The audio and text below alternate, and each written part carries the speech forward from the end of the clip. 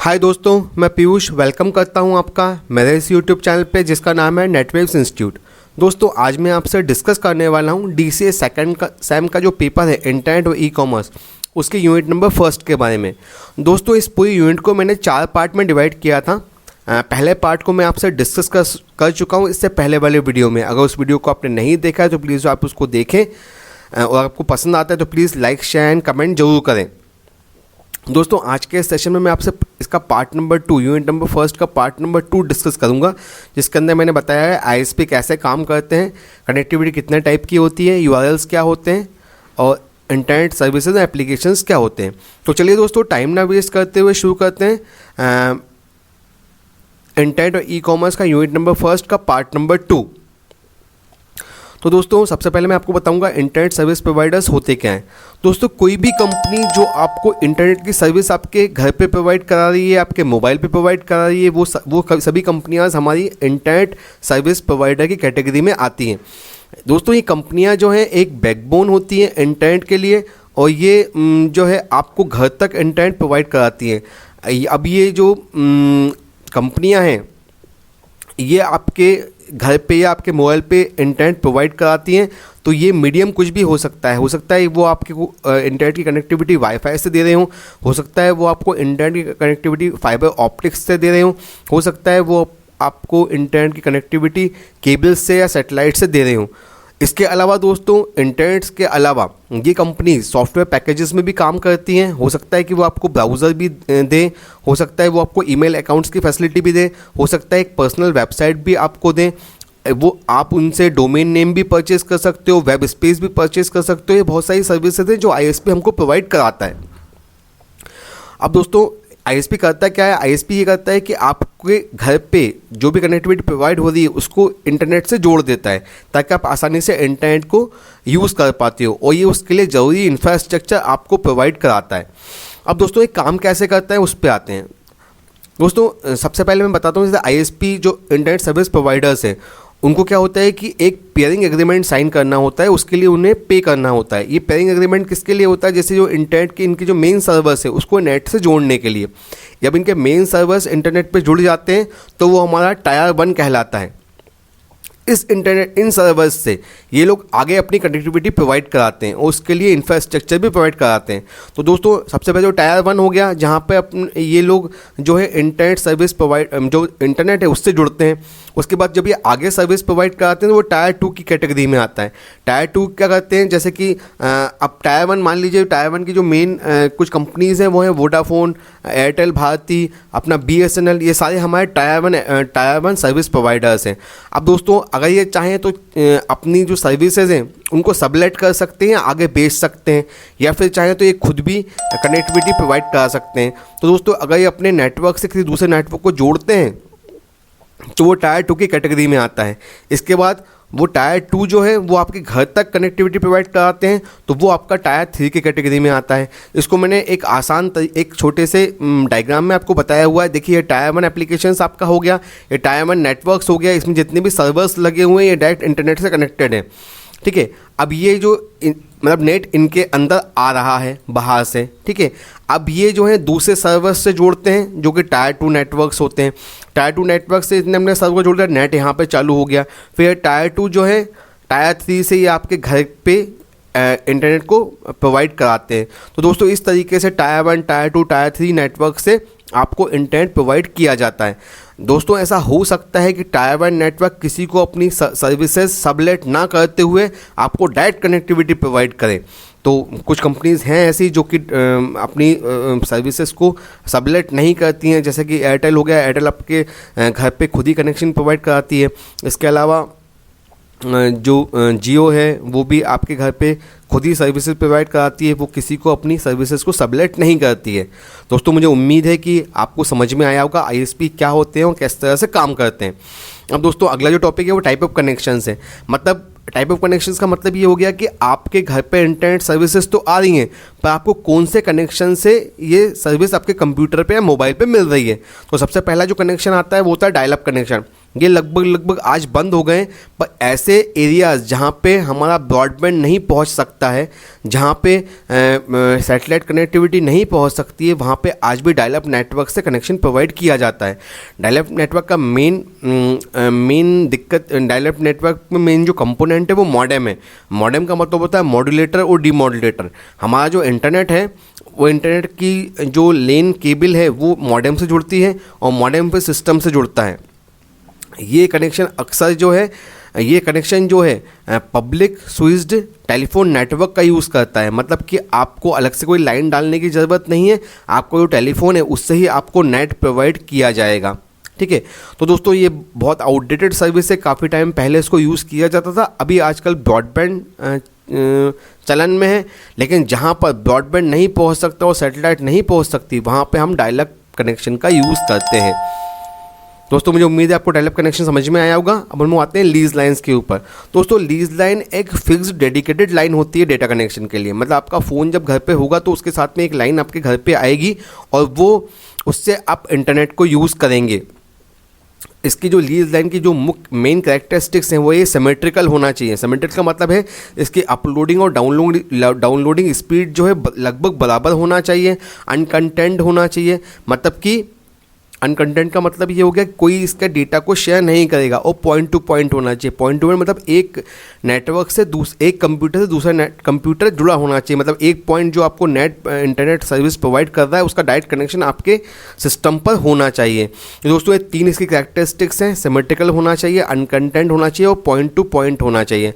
तो ये जो हैं तीन इसके कैरेक्टरिस्टिक्स हैं।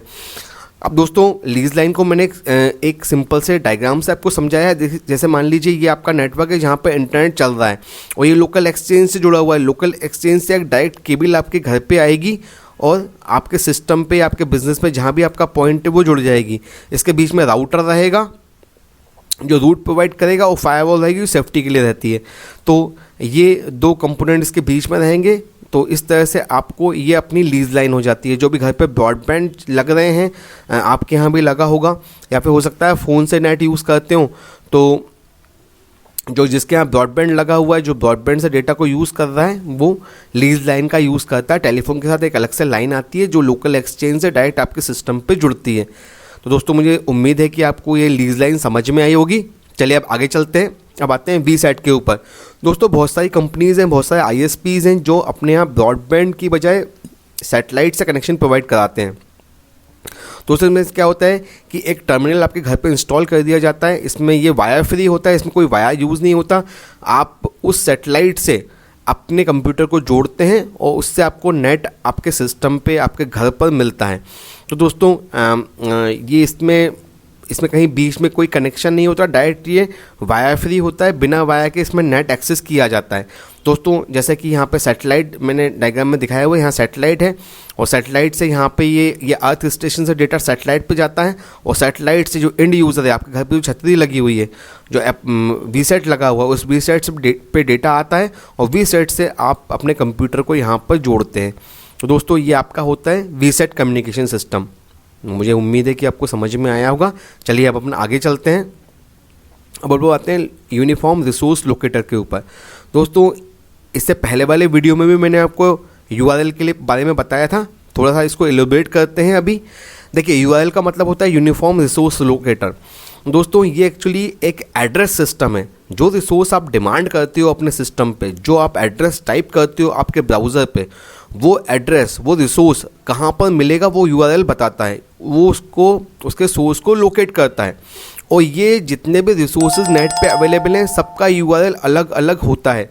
ये जो रिसोर्स लोकेटर है, हो सकता है आपने कुछ डिमांड किया हो तो वो हो सकता है कि वो एक HTML पेज हो, या हो सकता है कि वो एक CSS डॉक्यूमेंट हो, या हो सकता है वो एक इमेज हो, या हो सकता है वो एक वीडियो हो। जो भी आपने डिमांड किया है, अब वो वीडियो, वो इमेज, वो HTML पेज या वो CSS डॉक्यूमेंट कहाँ पर अवेलेबल है ये आपको URL बताएगा। पहले URL उसका रिसोर्स लोकेट करता है कि उसका लोकेशन कहाँ पर है, फिर नेट पे जाके वहाँ से वो उसको पिक करता है और आपके सिस्टम पे खोल देता है। दोस्तों URL के जो मेन URL का जो जिस तरह से दिखता है वो URL इस तरीके से दिखा जाता है, HTTPS इस तरह से ये आपका रिसोर्स का जो है एड्रेस है। ये इस एड्रेस से ही आपका रिसोर्स वेरीफाई होता है, उसका लोकेशन निकलती है और फिर लोकेशन से वो पिक होकर यहाँ पर आपके सिस्टम पर आ जाता है। अब यूआरएल में क्या होता है दोस्तों, बहुत सारा एड्रेस होता है। तो उसमें देखिए सबसे जो मेन पॉइंट है वो है कि ये आपका डोमेन है, मतलब आपका ये डोमेन अपन ये समझ सकते हैं, ऐसा कह सकते हो जैसे मान लीजिए google.com है, तो google.com का जो सर्वर है उसके अंदर आपको जाना है, ये इसका मेन डोमेन हो गया। अब उस सर्वर के अंदर मान लीजिए कोई एक फोल्डर बना हुआ है जिसके अंदर मेल रखे हुए हैं, तो वो फोल्डर जो है सब डोमेन के नाम से जाना जाएगा। ये आपका हो गया मेल, ये उसका फोल्डर हो गया, इस सर्वर के अंदर ये फोल्डर हो गया। और उस फोल्डर के अंदर कहाँ पर जाना है, इस फोल्डर के अंदर उसको जाना है जीमेल पर।